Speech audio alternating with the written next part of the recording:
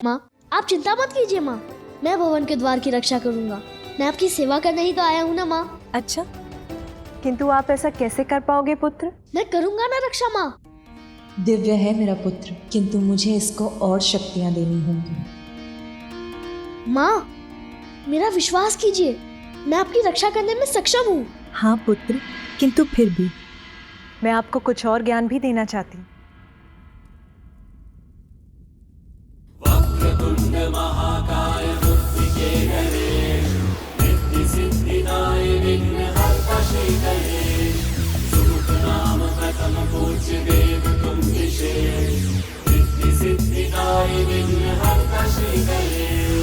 बालक का भाल जो स्पर्श की उमा, शक्ति के ज्ञान से बालक हुआ युक्ता।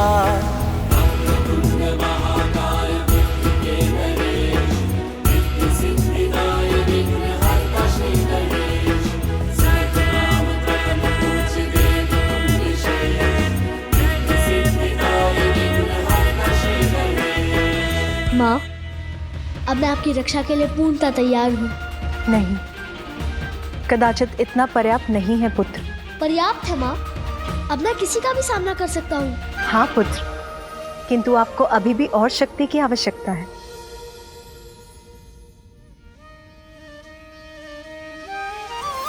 अद्भुत बालक परमा प्रेम लुटाती, प्रथम देवता जग में उसे बनाती।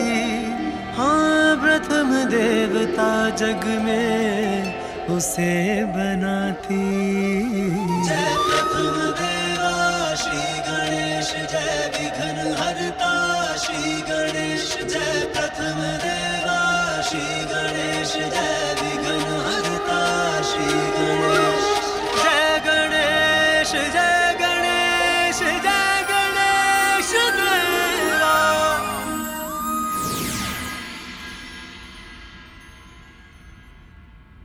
पुत्र,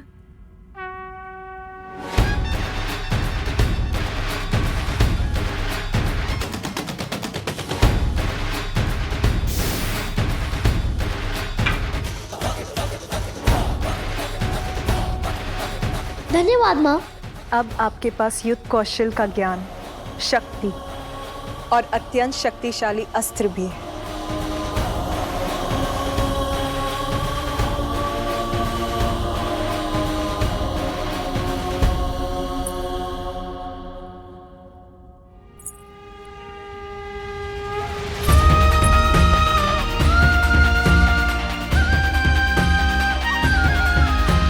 पुत्र, मैं स्नान करने जा रही हूँ। स्मरण रहे, किसी को भी भीतर मत आने देना। मैं वचन देता हूँ माँ, किसी को भी भीतर आने नहीं दूंगा।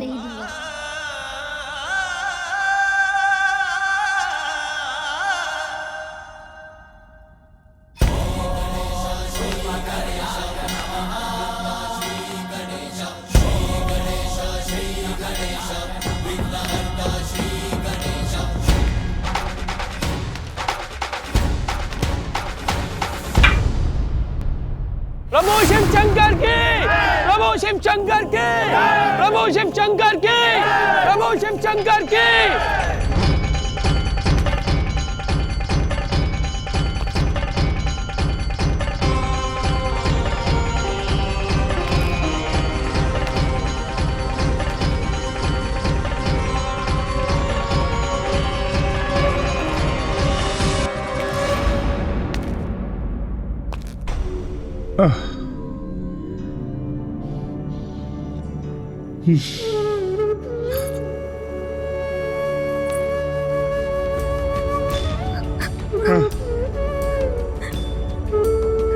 अब और विलाप करने से क्या लाभ प्रिय ध्वजिनी?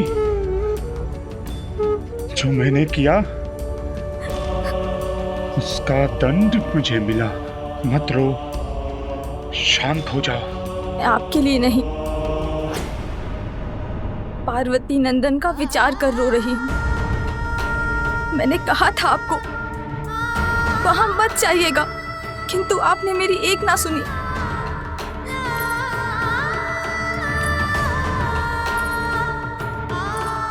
आपकी दृष्टि से उस बालक को होने वाले अनिष्ट की कल्पना ही मुझे व्यथित कर रही है।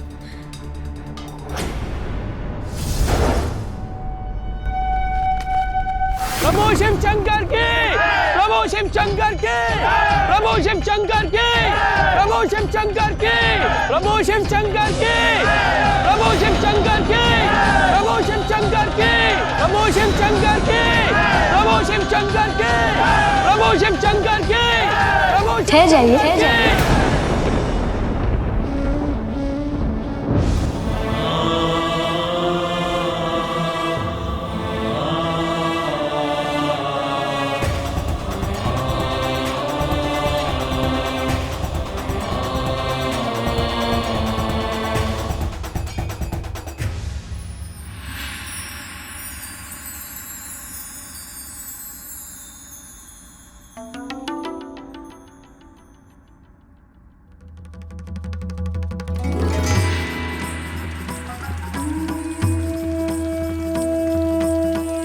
आज तो तुम्हारे मुख और नेत्रों में अद्भुत आभा है।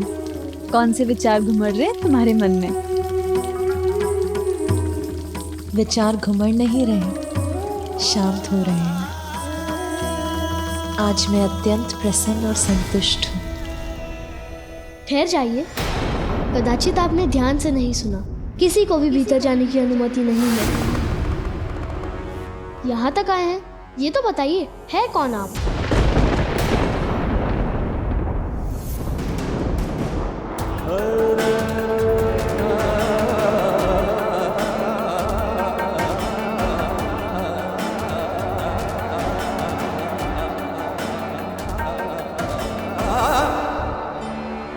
कोई भिक्षुक प्रतीत होते हैं। भिक्षा तो बाद में ही मिलेगी, माता के स्नान के उपरांत।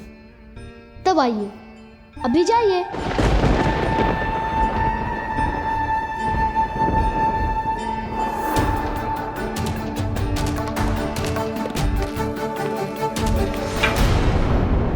सुना नहीं आपने? जाइए अभी।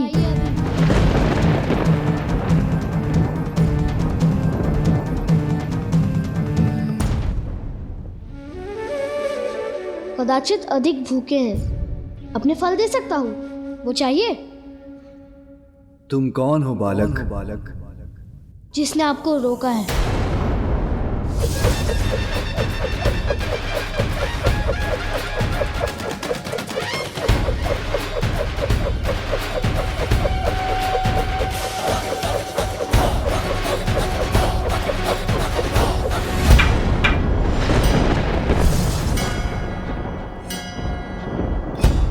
रक्षक हूँ यहाँ का, रक्षक हूँ यहाँ का, रक्षक हूँ यहाँ का, रक्षक हूँ यहाँ का।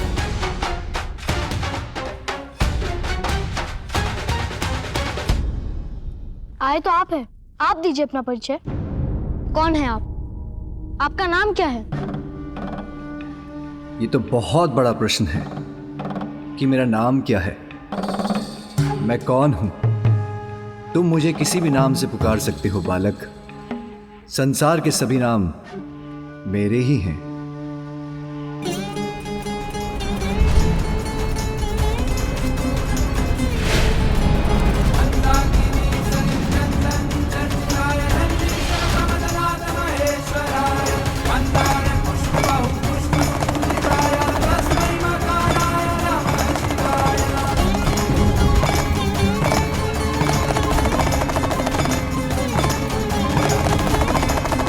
कैसी विचित्र ध्वनि है ये।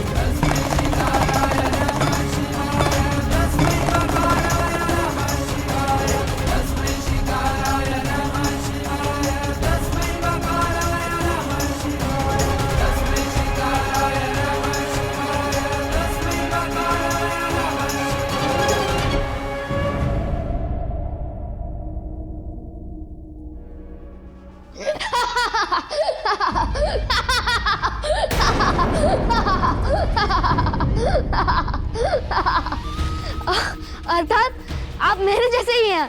अब तक मेरी माँ ने भी मुझे कोई नाम नहीं दिया है।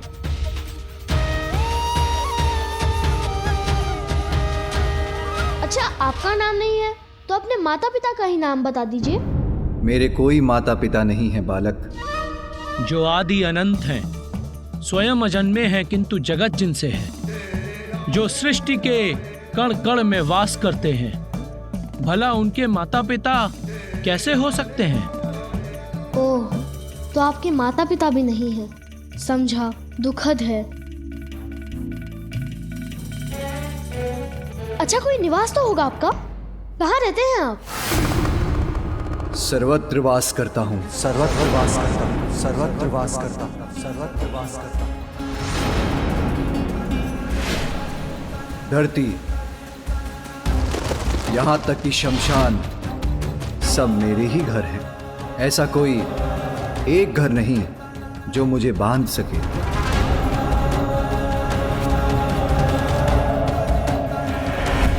यही समझ लो, मैं सर्वत्र हूं और कहीं भी नहीं।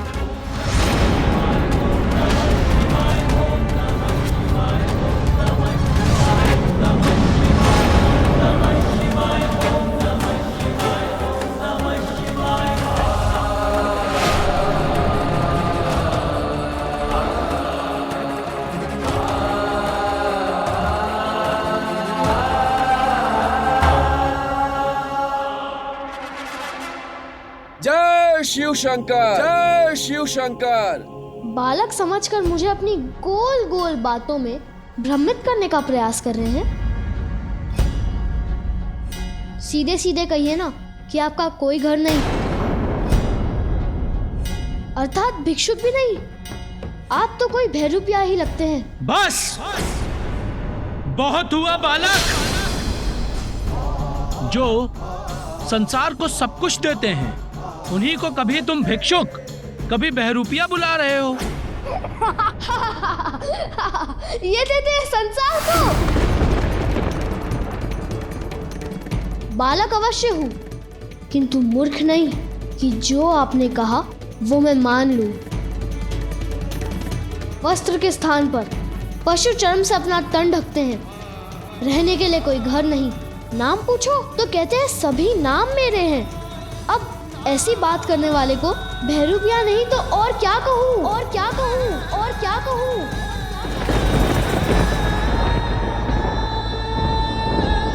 एक बार किसी जलाशय में स्वयं को झांक कर देखिए, भिक्षुक या बहरूपिया ही प्रतीत होते हैं।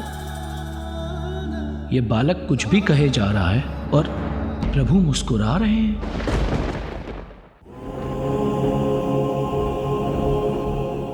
इतनी घनी जटाएं हैं आपकी, कभी केश नहीं सवारे क्या? बालक, प्रभु की जटाओं का अर्थ भी जानते हो? मेरे प्रभु। सखी, कुछ तो कहिए, किसके विचारों में डूबी हैं आप? मैं उनके विचारों में मग्न हूँ जिनका शीश घनी जटाओं से सुशोभित है।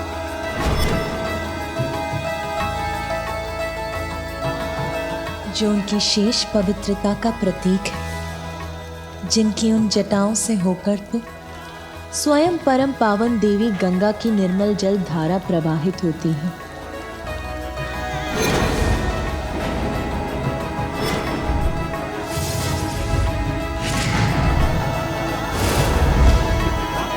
आपका तो सभी कुछ विचित्र है। और ये मस्तक पर तीसरा नेत्र क्यों है? देखने के लिए दो नेत्र कम पड़ गए थे क्या?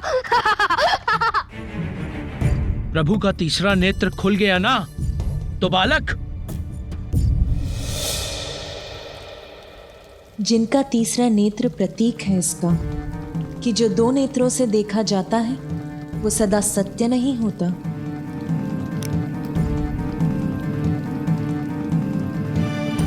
जीवन के परम सत्य को ज्ञात करने के लिए तो अंतरात्मा की सूक्ष्म दृष्टि की आवश्यकता होती है। वही सूक्ष्म दृष्टि तो प्रदान करता है तीसरा नेत्र।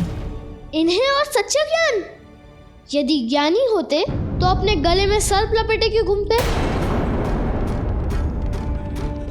मुझे तो लगता है कि ये कोई बुद्धिहीन प्रतीत होते हैं।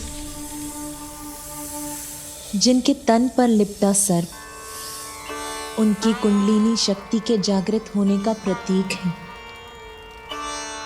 वो जो चेतना से परिपूर्ण है और सर्प को अपने तन पर अपनाकर ये संदेश भी देते हैं कि बुरे की बुराई का अंत भी प्रेम से किया जा सकता है। विषधर को भी यदि हृदय से अपनाओ तो वो भी सच्चा साथी बन जाता है। और तन पर ये पशु चर्म क्यों धारण कर रखी है?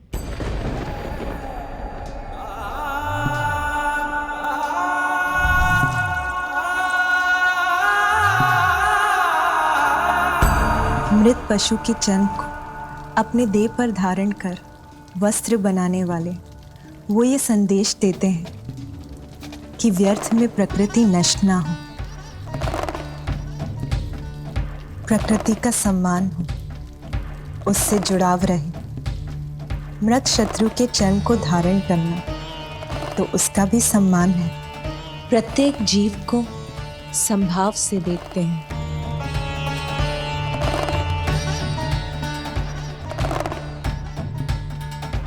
आपका तो ये अस्त्र और उस पर लटका ये वाघ यंत्र दोनों ही विचित्र है। क्या यंत्र है ये? डमरू। डमरू।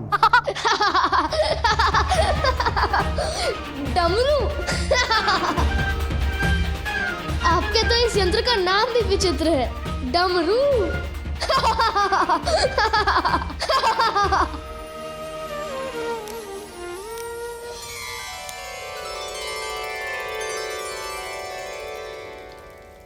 उनका त्रिशूल सहार का प्रतीक है और इसका भी कि उनका तमो, राजस और सात्विक तीनों गुणों पर पूर्ण नियंत्रण। उनके डमरू का आकार तो अनंत का ही स्वरूप है, जिनके नाद से ब्रह्मांड का, ब्रह्म अक्षर का, स्वर का व्यंजन और समस्त संसार का जन्म हुआ है।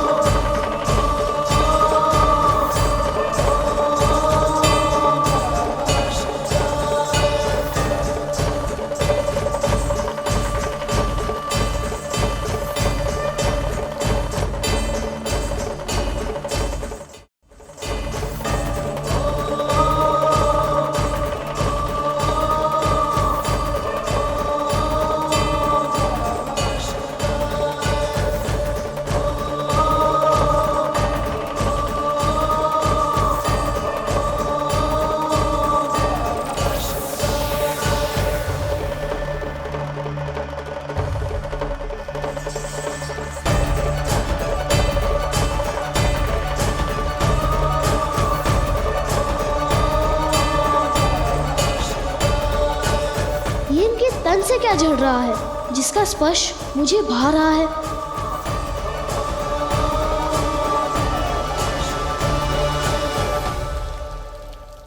उनके तन पर भस्म का भी गूढ़ रहस्य है।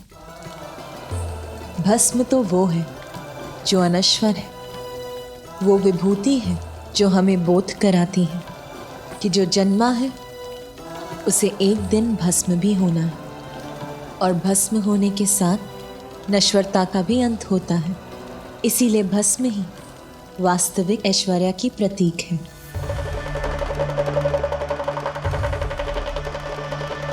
भस्म लगाकर घूमना तो आलसियों का कार्य है। कहीं तन पर लग गई होगी, फिर स्नान नहीं किया होगा, है ना? बालक, कैसे समझाऊं मैं तुम्हें? ये मेरे प्रभु के तन की पवित्र अनश्वर भस्म है।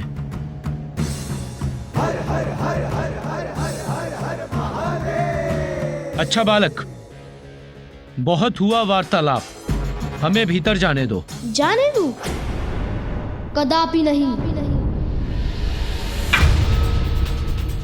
मेरी माँ का आदेश है किसी को भी भीतर मत जाने देना। और मेरी माँ का आदेश मेरे लिए सर्वोपरि है। बालक, अपनी माँ के प्रति तुम्हारी भक्ति देखकर मैं बहुत प्रसन्न हूँ, किंतु मैं तुम्हारी माँ का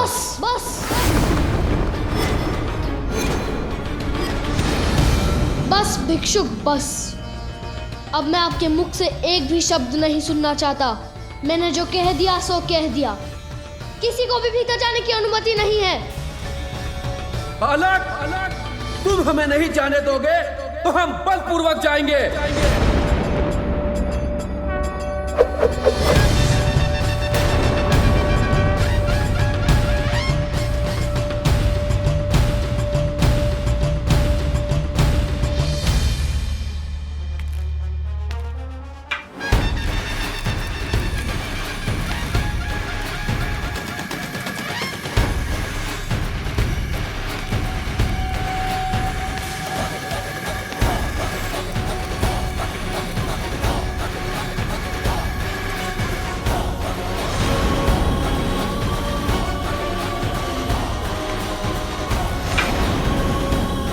जब तक मैं इस द्वार की रक्षा कर रहा हूँ, तब तक कोई इस रेखा को नहीं लांघ सकता।